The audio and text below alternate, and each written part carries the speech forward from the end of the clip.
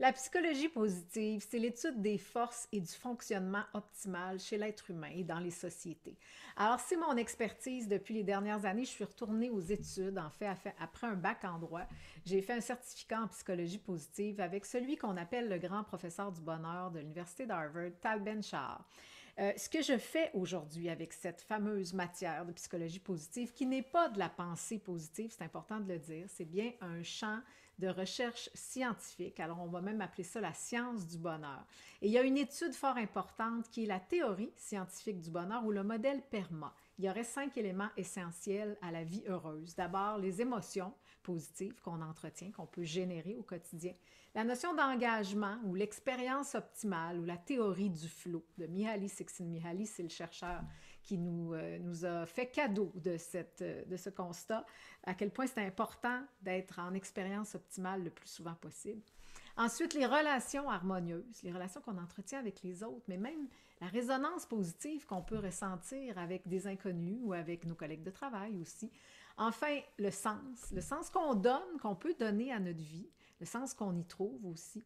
Et même, on va plus loin que ça, en parlant de résilience et de sens qu'on peut donner à notre souffrance. Alors, il y a tout un cheminement qu'on peut faire, mais c'est surtout d'accueillir. Accueillir ce qui est, ne pas se mettre une pression du bonheur, mais plutôt trouver ce qu'on peut faire pour augmenter notre niveau de bonheur chronique, le solidifier même, faire que tout ce qui nous arrive de négatif est nous affecte moins en quelque sorte. Comment on peut être tout de suite plus créatif, intuitif pour se mettre en route. Donc, embrasser le changement auquel on commence à être habitué actuellement.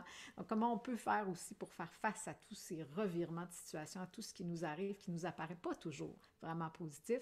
Et enfin, ben, cinquième élément, l'accomplissement. Qu'est-ce que je vais faire de mon passage ici sur cette terre? Qu'est-ce que je vais laisser comme marque?